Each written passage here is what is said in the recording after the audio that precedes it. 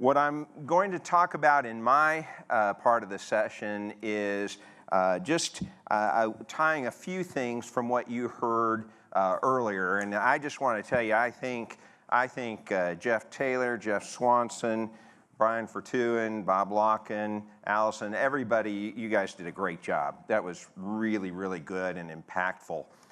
Very, very exciting. And to hear Tom Fizewski say that Marshfield Clinic, which is an organization I've followed since back in my Houston days, to hear that they don't even have this kind of ability, it just shows you again, it's easy to assume that some of the things that we're talking about, everybody's doing them. They're not. Not everybody's doing this. So I hope you're very justifiably proud. Great job. Now what I want to talk about is the clinically integrated network. And what this really is just, it's our answer to several things. One, you heard earlier that despite popular opinion, we are not big enough to truly manage the complete health of a population. Especially as spread out as our populations are here in Idaho. We cannot do this by ourselves. We cannot do this just with St. Luke's Clinic. We cannot do this just with St. Luke's Health System. We have to include independent physicians and other independent providers, and I'll talk about that in just a second. But what we do need to do is find a way that the independent physicians can share data and have the same kind of feedback loops that Dr. Swanson and Dr. Fortuin talked about, so that they have an opportunity to improve as well. Like, I think it was Brian that said, you know, we've got to float all boats. We got to bring them all up. And really, if you consider that about a third of the care, even of our employee base, is provided by providers outside of St. Luke's Health System, that's a huge part of your risk if you're trying to manage that risk. How do you do that unless you bring them in? Now, that doesn't mean we have to own everything. We can't.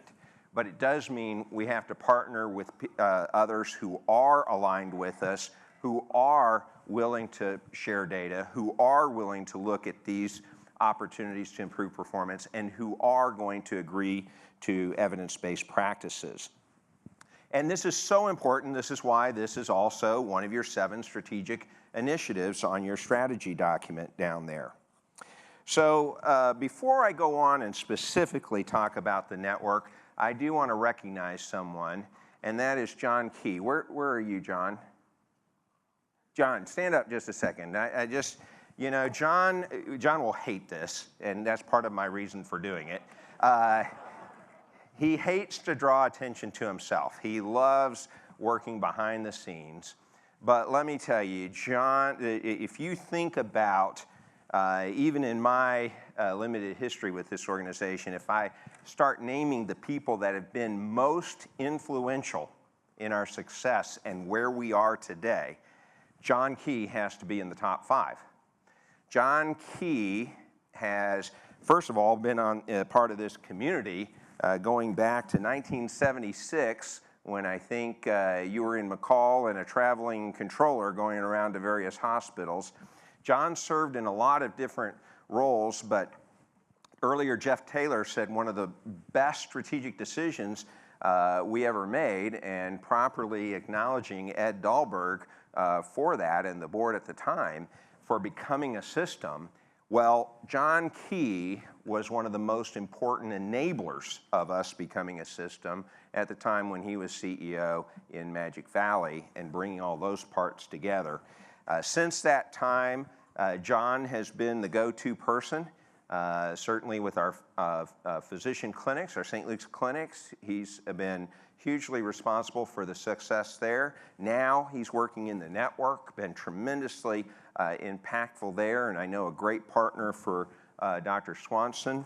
But he's helped me out in some squeezes. So, for example, you know, one day I didn't really even have to ask, but you know, you kind of have to go through the formality. We had a situation where I needed to get interim CEO into Wood River. And John didn't even think twice about it. He just said, okay, if that's what you need me to do, I'll do it. And he went down there, and at a time when we had some particularly big challenges, went in there, did a beautiful job. The reason I'm recognizing John is that this will be his last summit with us. Hopefully more summits in other capacities, but he is going to retire from St. Luke's at the end of April. And I talked about Gary's transition into Physician Network and helping pick up some of this. That's to deal with John's retirement at the end of April. It's going to be hard to imagine the health system without you, John, but I know we'll continue to work together in other ways, and I just want to thank you for all that you've done. You've been critical to our success.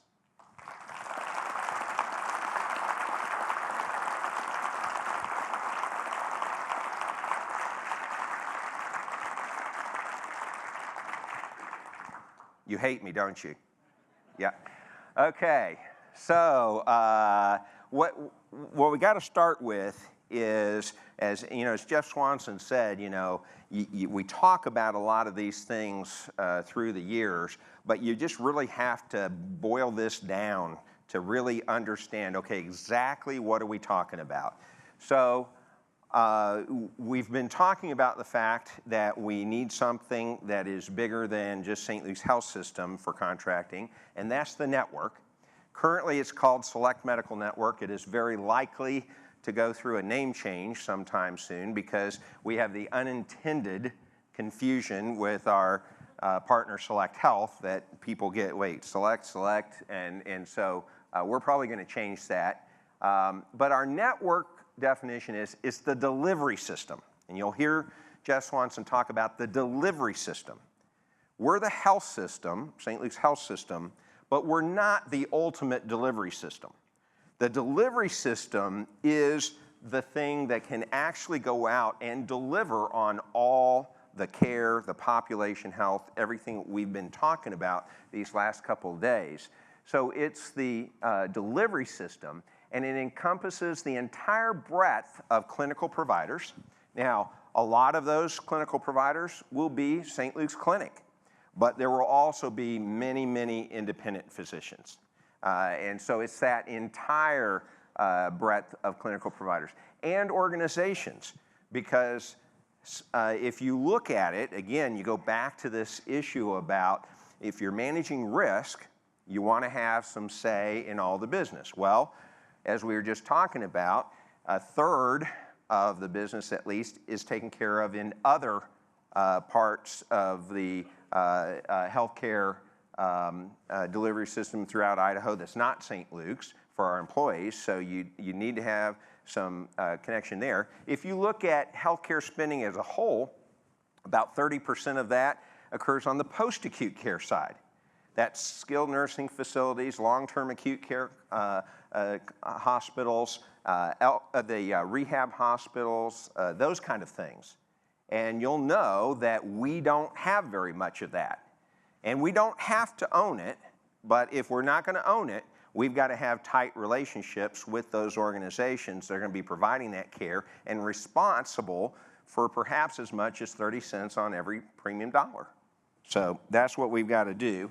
And that term includes the St. Luke's Health System will always be a huge part of the network, but not the whole thing. The clinically integrated providers, when we talk about clinical integration, that's where we're talking about physicians who say, okay, I'm going to share data, I'm going to agree to best practices, I'm going to use the analytics tools to help improve my care, I'm going to share accountability for the management and the cost of the care.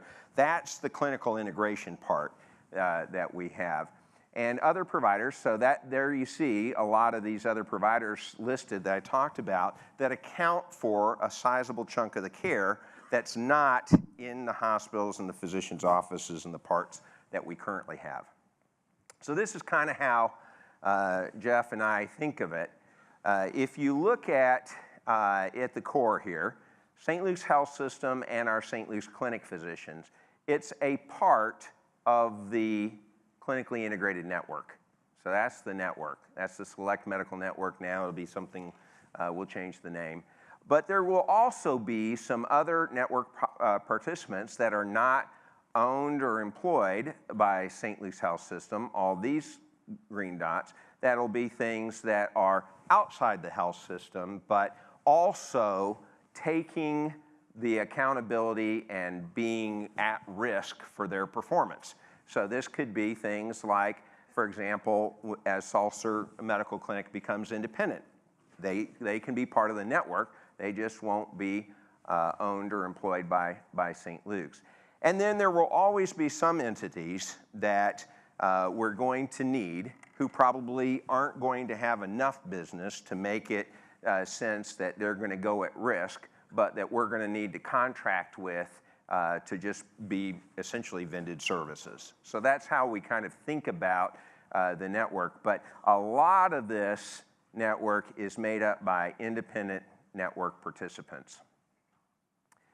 Now, the other thing is that while St. Luke's Health System isn't big enough to manage populations of care, actually neither is Select Medical Network, or the network that we're developing, because there are a lot of employers that and payers that when they want to arrange for care, they need to have providers so that somebody who lives in Boise but has a second home in Sun Valley or McCall gets ill, that there are other, well, that's actually not McCall, McCall's down here, sorry, but is someplace else in the state that they have coverage, or companies like Simplot that have employees in more than just this part of the state where Select Medical Network is. So that bigger organization is BrightPath, and we work together through a base here in Kootenai and a base over here in Portneuf to work with these other providers who are developing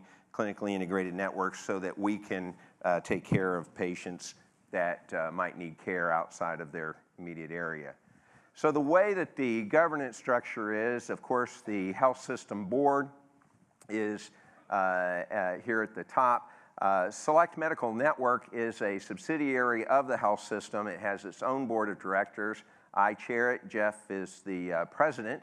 And then there are three very important committees. There's actually a few more, but these are the critical foundations of the Select Medical Network. The Clinical Integration Committee, headed up by Dr. Coates, who you're going to hear from in a moment. The Participating Provider Committee, in other words, who is going to be part of this, the independents, and the Payer Contracting Committee. And so that's just a little bit about what we're trying to do. You'll hear much more over time about the clinically integrated network, but we've tried to address the where and what of clinical integration.